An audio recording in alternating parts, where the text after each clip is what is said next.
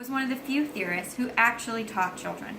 She was initially interested in mental retardation. She noticed that there was a hunger for experience among institutionalized children. She came to the realization that these children can be taught with the right methods. She noticed that we cannot simply make the children learn what we think they ought to know, but we must observe their natural tendencies and interests in order to engage the students and promote learning. Maria Montessori funded many of the aspects of her theory. She believed that there are sensitive periods, which are genetically programmed blocks of time, during which the child is especially eager and able to master certain tasks such as order, details, the use of hands, a sensitive period for walking, and a sensitive period for language. If the child is preventing from doing these experiences during this time, their peak interest will disappear, causing a significant impact on their development. Maria Montessori also promoted independence and free choice in the classroom. She noticed that when given free choice, the children were more engaged because they were interested in the activity in which they were participating. Maria Montessori gave a variety of preset materials, but still relies heavily on the principle of free choice. The teacher will sometimes introduce a new task to a student who seems ready for it. In order to do this while still promoting free choice, a teacher presents the material clearly and simply and then steps back to observe the child's behavior. In Montessori schools, children are intrinsically motivated because they enjoy what they are doing. This increases the child's desire to learn so that there is no need for external rewards and punishments. Maria Montessori also believed that nature is a very important aspect in education. She believed that it is terrible that modern life separates children from nature so thoroughly that their powers of observation and feelings of love for the world just wither away. She noticed that in natural settings, children spontaneously become quiet and watchful, developing strong powers of patient observation and responsibility. Maria Montessori believed that as children help things live and grow, they develop the sense that they are a part of a living creation, a part of something much larger than themselves, and they grow spiritually. In order to implement Montessori education in the classroom, children can be given materials and provided a free choice of activities in which they want to participate. However, not all schools provide ample time for play and free choice. Therefore, teachers might have to get more creative in order to give the child a sense of free choice and to provide fun and engaging activities for the students. A teacher can get to know the interests of the students and incorporate them into the lessons that meet the state standards. Many students are interested in games, so a teacher might provide the materials for various games in which to teach a specific concepts. Teachers can also incorporate nature into their lessons. They can use a variety of resources from the environment to enhance the concepts being taught.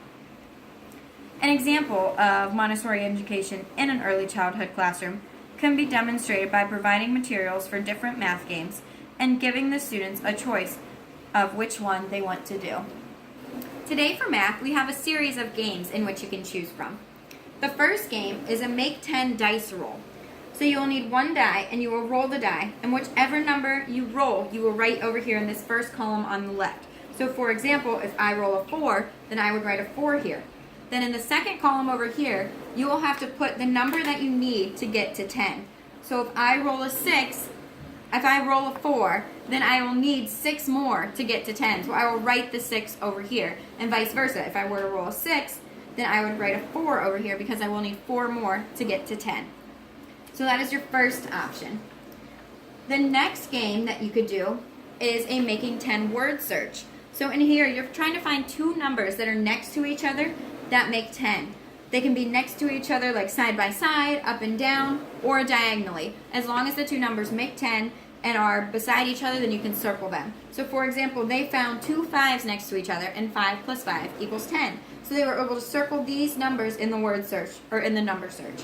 And you can do the same thing and try and find as many pairs as you can throughout the number search.